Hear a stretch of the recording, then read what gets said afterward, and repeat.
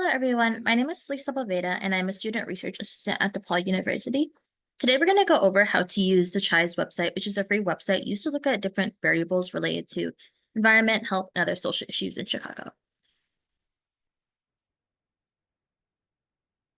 So I'm going to pull it up. Once you open the ChiVes website, I want to first point out the language feature. It's located here in the bottom left. When you click on it, you could translate the ChiVes website into any language of your choice. I will warn that it's powered by Google Translate, so it may not be the most accurate, but it will translate the ChiVes website. So yeah, to start off, let's start looking at the mapping section. We'll go there by clicking Start Mapping. So once this opens up, you'll see the Chicago community areas as well as a variable. So in our case, it opens up to the heat index variable. You could click on it here and you could click different variables to look at. So for example, I'll click modeled nitrogen dioxide and now we could see that mapped.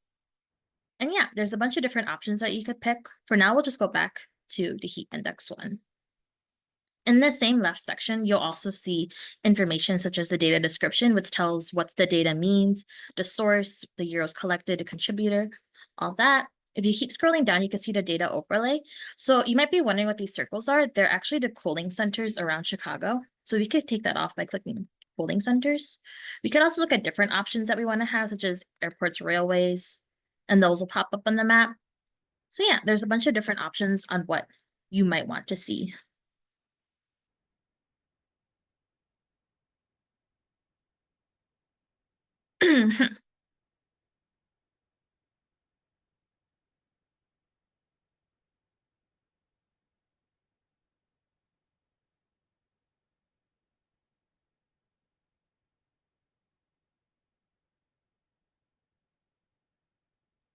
As we viewed a map, you also might be wondering how to interpret what it means. So at the very bottom middle section of the page, you'll see the map legend, which shows what the map means. So as we can see, the darker red means a higher heat index, and the lighter colors mean, like the yellows, mean a lower heat index.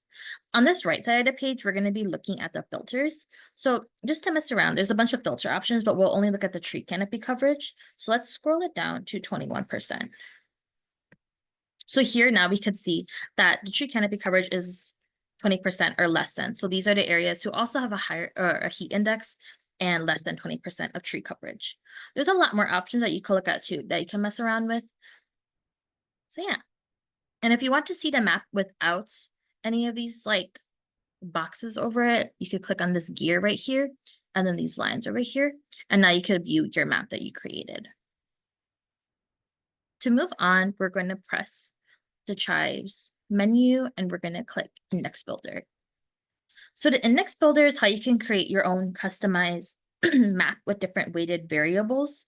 You could see more about how to use the Index Builder in depth with the Index Builder learning activity, which will be located on the Learn page.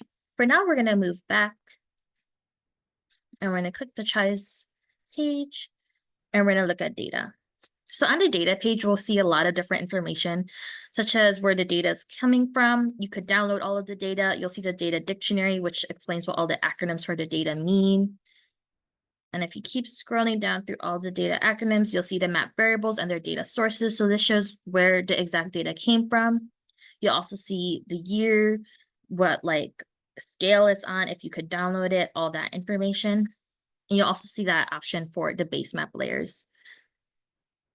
So continuing on, if you go to my community, so through here, you could actually search up exact communities that you may know. You could do zip code, community name, or census tract ID. Or if you just want to scroll through the different neighborhoods, you could do that as well. So for now, I'll just pick a random neighborhood or community area. And as we look at the community area, we could see different information such as the environmental indicators, the people living in the community area, the health outcomes, social and economic indicators. So yeah, a lot of cool information that you could see for all of the different community areas. We'll go back to the menu page and we'll click on Resource Guide. So here we see a curated list of resources that the ChiVes team put together. It just shows any toolkits that you might be interested in looking more further into, some resources that you could just kind of investigate. So we'll click on the menu page and we'll go to the About section. So here we learn about how ChiVes came together, how to get involved with ChiVes, all of the contributors for ChiVes, and in general, just the people who have been active on the project team working on ChiVes. the past people, all of that type of information. The final page is the contact page. So we discussed a lot of different things today, and I didn't go too in depth. So if you have any more questions, feel free to use this message page to contact us directly, and then we'll be happy to reach out to you and help you out. Thank you.